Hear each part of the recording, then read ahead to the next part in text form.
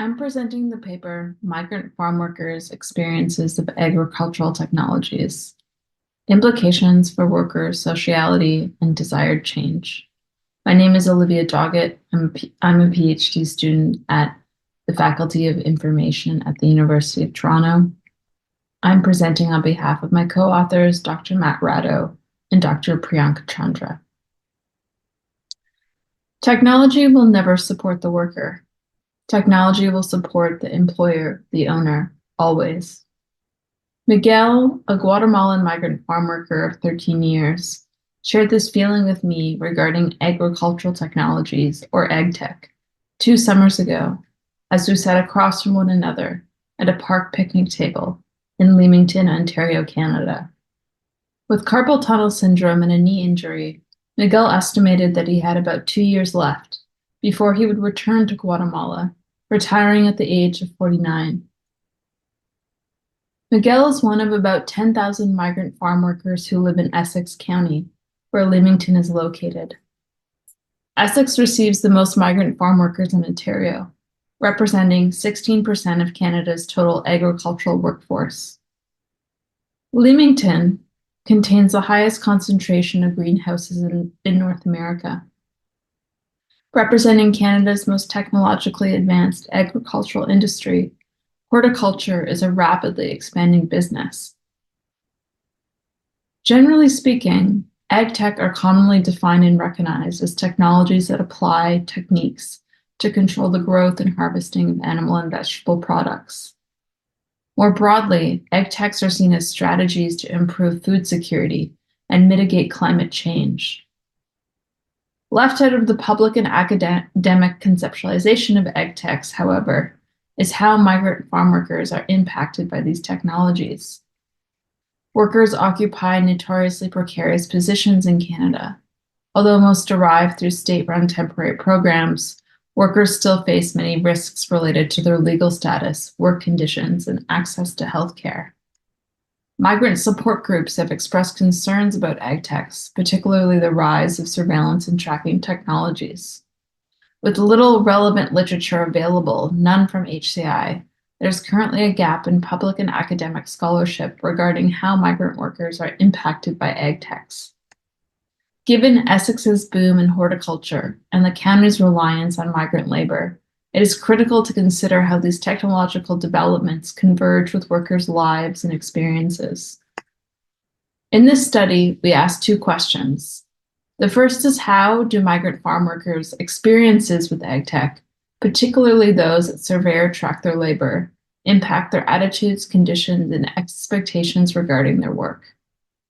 And, if at all, how do migrant farm workers envision agtech's role in the future, and how may these technologies better support working conditions and well-being? We use an embedded mixed methods approach to answer these questions. In the first phase, we collected exploratory quantitative survey data with 108 workers to determine which agtechs they are the most affected by and their corresponding attitudes.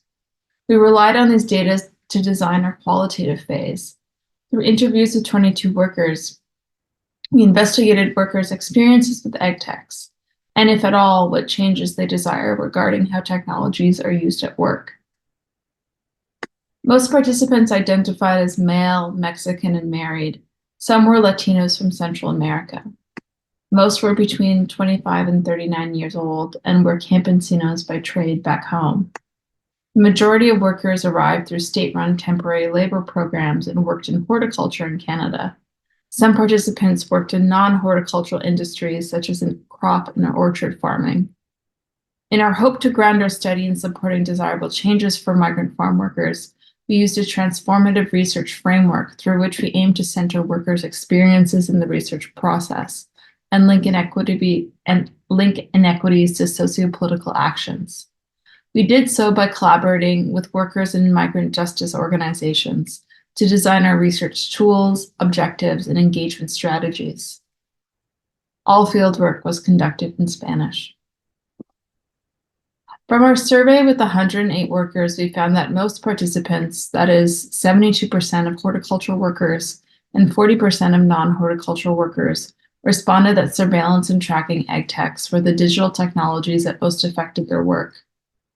Most workers who reported being most impacted by surveillance and tracking agtechs indicated negative sentiments toward these technologies. We used 5 attitudinal prompts to assess sentiment, outlined above. We review these quantitative findings more in depth in the paper, but about 51% of worker responses indicate negative to very negative sentiments toward surveillance and tracking agtechs. Unsurprisingly, workers do not refer to these systems as surveillance and tracking technologies, but instead call them la chequeadora or la punchadora. In Spanish, checar means to check, and punchar means to punch. As nouns, these words translate to controller, supervisor, or puncher. To align with workers' perspectives, we use the term chequeadora to refer to labor system technologies. Chequeadoras track working production data, usually adding these data to a larger workforce tracking system. They are usually comprised of a terminal network and a corresponding device such as a watch, which is equipped with an RFID tag. In our interviews, we asked workers to describe how they use the chequeadora in greenhouses. We found that workers were asked to log into the systems to report their productivity after completing each row. We describe the chequeadora interaction flow in depth in the paper. This screen is an example of how workers' inputted data from the greenhouse are visualized from the employer side. The screen displays each worker's real-time productivity. The workers on the left side, the red bars, have not yet reached the expected quota, while the workers on the right side, the blue bars, have. This system corresponds with our interviewees' experiences. Workers report that the consequences of low performance include 2 to 3 days of unpaid leave, while the rewards for high performance is a bonus of $10 to $15 per 2 weeks.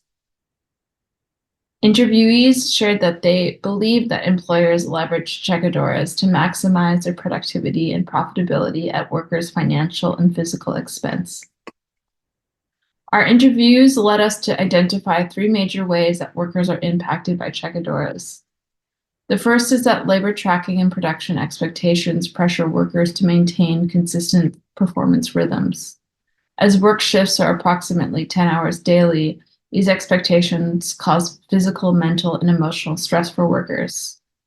For instance, PH shares, "The body is human and will not tolerate moving at a single speed for a long time. The supervisor wants the worker to become a working machine."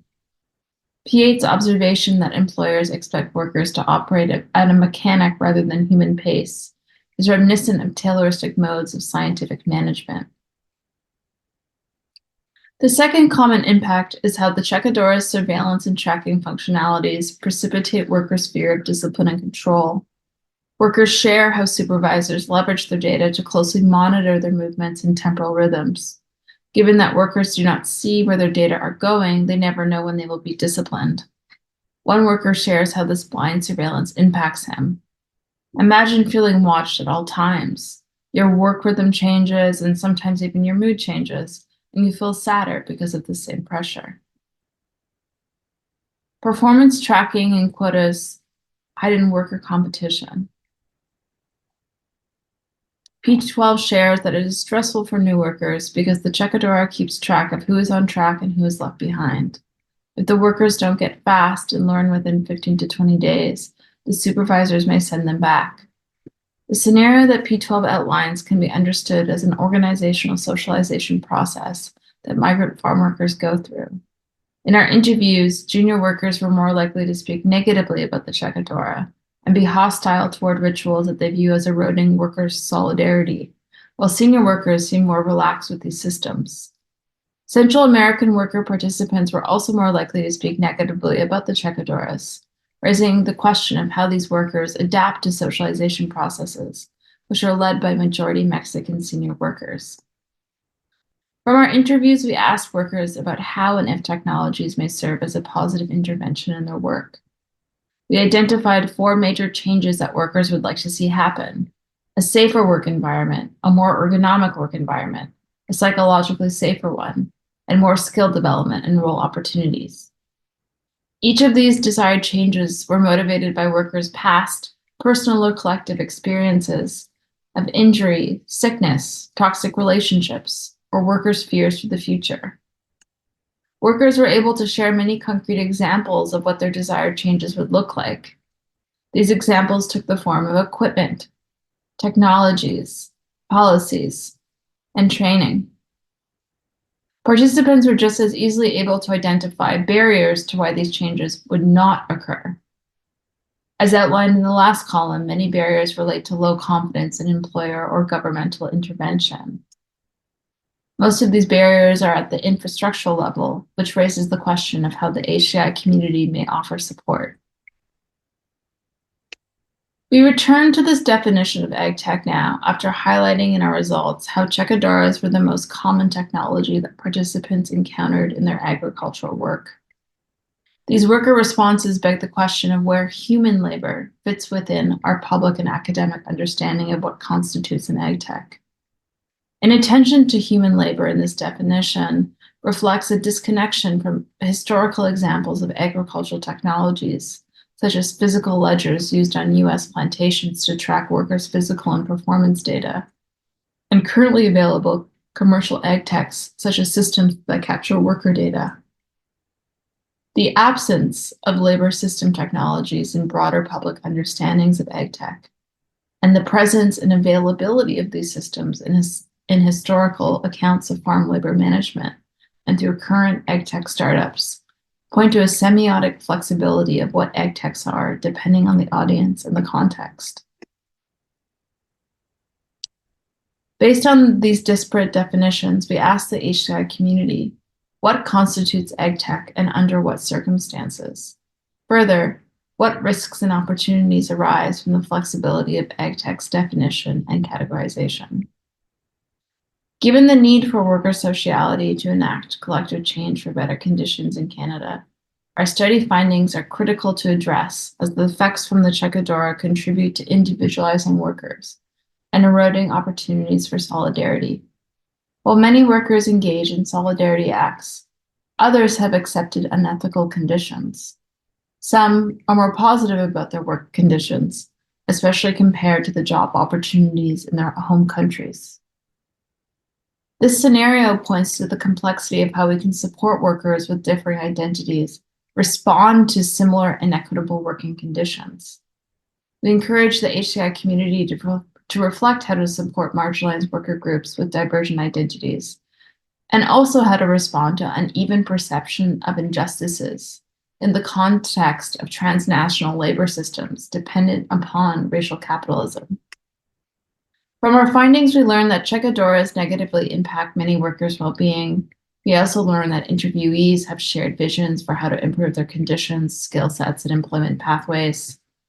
Given these findings, we ask, how may HCI begin to repair the damage of chequeadoras, support desired work changes, and help build sociality amongst a precarious worker group with divergent viewpoints? Multiple HCI and design scholars offer productive starting points to these questions. For example, DeSalvo's adversarial design tactics are useful for evaluating and exposing historical and ongoing usage of labor tracking technologies like chequeadoras. Assad and Key's concept of counterstructures are constructive for helping communities become more autonomous and have more control over issues that impact them. These strategies resonate with Cedric Robinson's guidance that collective resistance to racial capitalism must take the form of reconstituting collectives. Robinson's advice points to the dynamic nature of collective social movements and how they can be built and rebuilt to enact change. We should also turn to existing migrant justice campaigns to help enact changes. These organizations offer examples of collectives or counterstructures that aim to improve workers' well-being in lieu of inadequate support from the Canadian government, employers, and so on. We should also consider that to repair the damage that chequeadoras have reinforced as a disciplinary technology, unmaking rather than revising or reappropriating surveillance agtechs may be the most desirable way forward for workers. We leave you with 3 different provocations that we came to from completing this research. And we welcome you to get in touch to offer feedback or if you have any questions. Thank you very much for listening.